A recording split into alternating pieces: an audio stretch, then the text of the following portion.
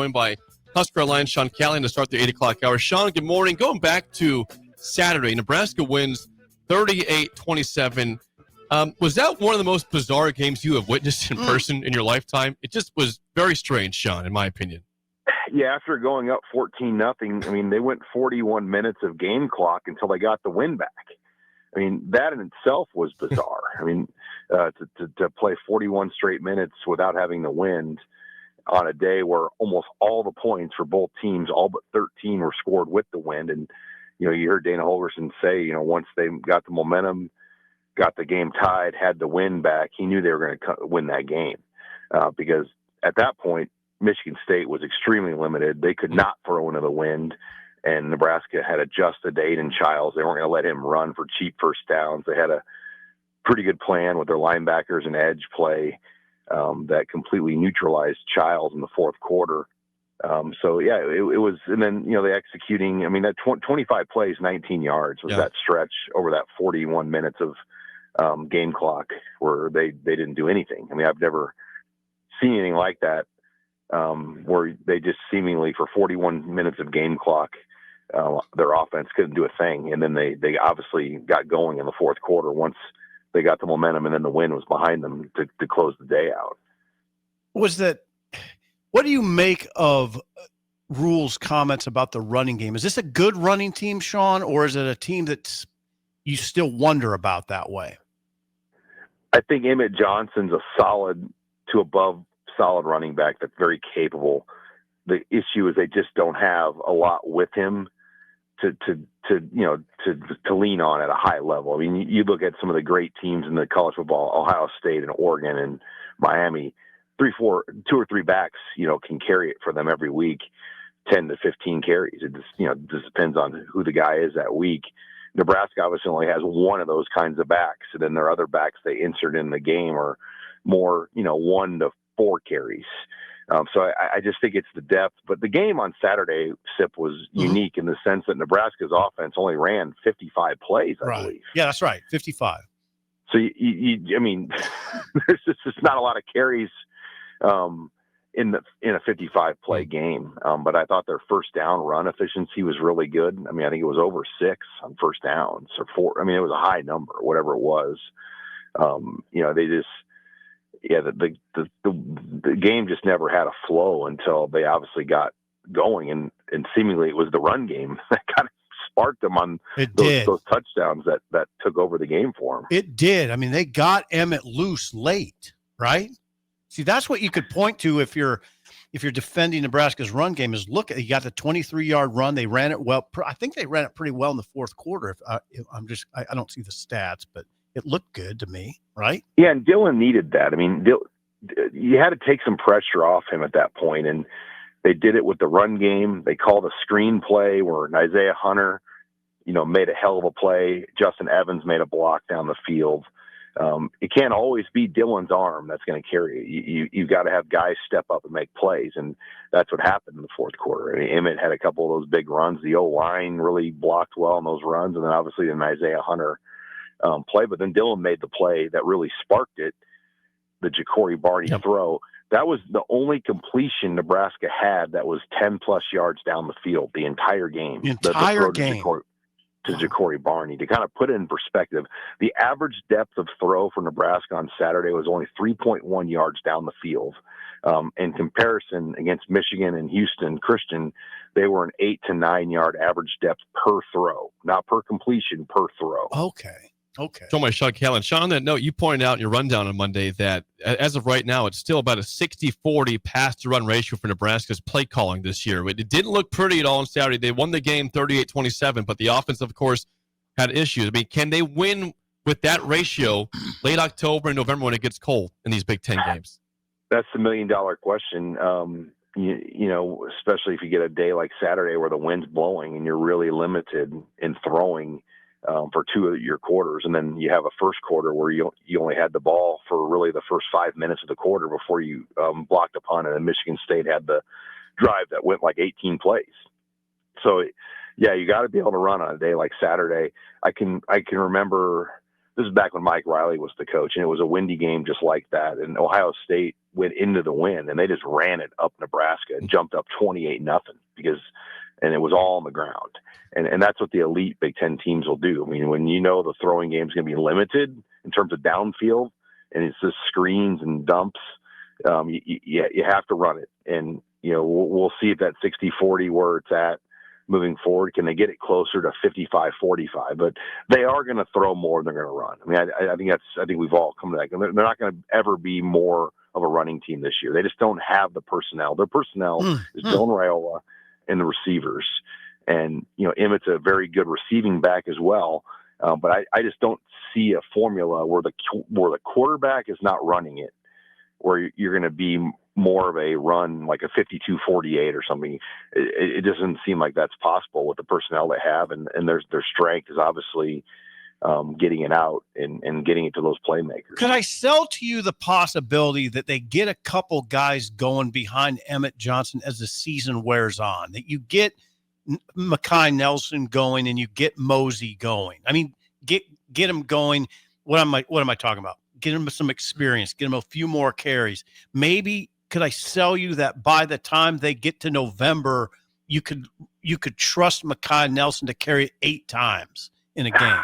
Can I sell you that?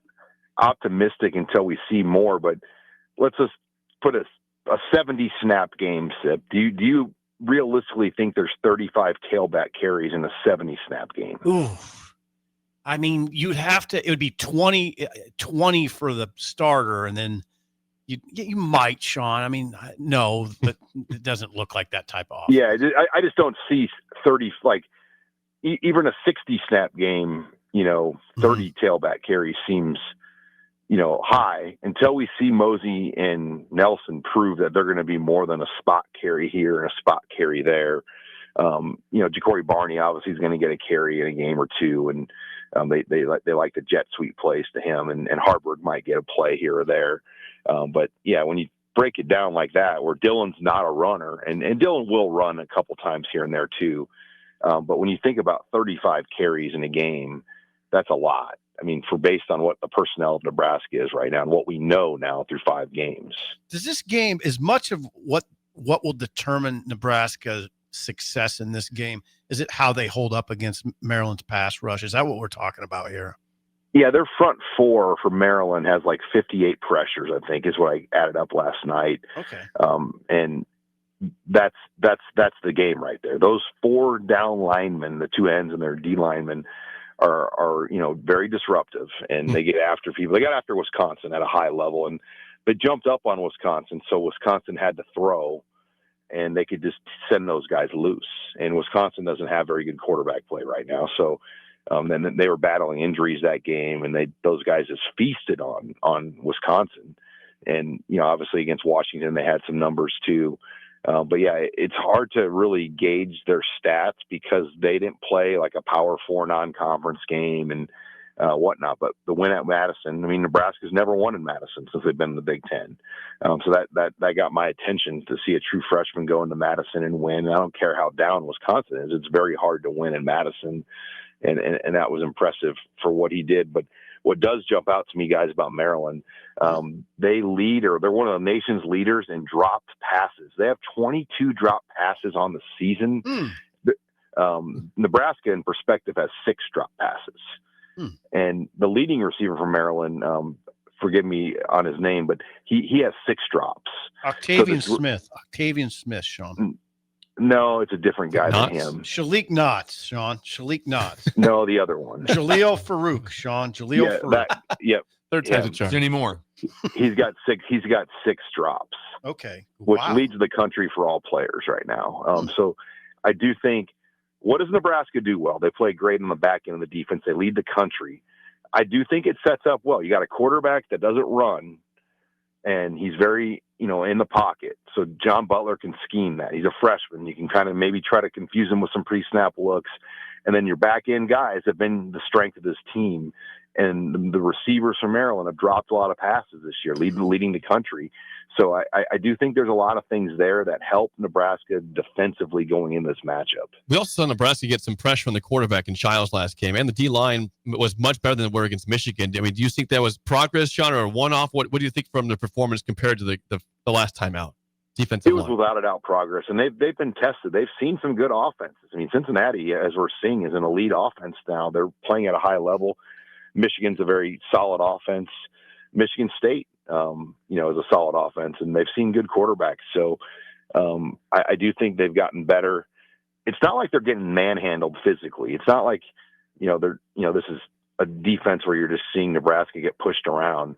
I think that they've got it cleaned up, and they did a lot of adjustments after the bye week, and the pass rush looked as good as we've seen to get after a mobile quarterback like Aiden Childs and really disrupt him to the point where we saw guys that had been making plays in that game. I thought that was really encouraging. No, they really have. You're right. They really haven't been manhandled. I mean, people are going to say, what about Michigan? Kind of at times. I think they got knocked around up front a little bit, but not. It's not like Michigan did it consistently. As far as that defensive line goes, is what Nwaneri's doing about what you expected at this point from him, Sean, or is he exceeding your expectation? I think it's more what we had hoped, but I don't know you could say we expected this. Mm-hmm. Like, you hope, like, you're like, well, look, you knew his ranking and how highly touted he was. And you're like, this is what you hoped it could be. But if it was going to be like this, I don't think Missouri would have let him leave. Yeah, that's a good point. Yeah. I think Missouri would have been like, wait a minute, we'll figure out the money. Get it figured. I mean, whatever happened for him to leave Missouri, if they would have known he'd be playing like this, where he led the country in pressures last week for an individual player, according to PFF, I'm sure Missouri's like, we can figure out something here. But, give Terry Braden and, obviously Jamar Mosey, his former high school coach, being here, knowing him at a high level. And there's a lot of Kansas City guys on this roster that, know him and go back far with him. So, it's a great story, and this is what you hoped. I mean, they went all in on getting Nwaneri here, and I think a lot of people are like, we'll see if this works out. And thus far, it's really getting better each and every week, which is encouraging. Well, give Nwaneri credit too. It's not, he's got to do it. Braden doesn't go out there and play, but yeah, you're right. But just getting him motivated and getting him lined up right, and. I mean, this is a game this week where he could have some big-time success because you don't have to worry about Malik Washington taking off and running like 40-yard runs.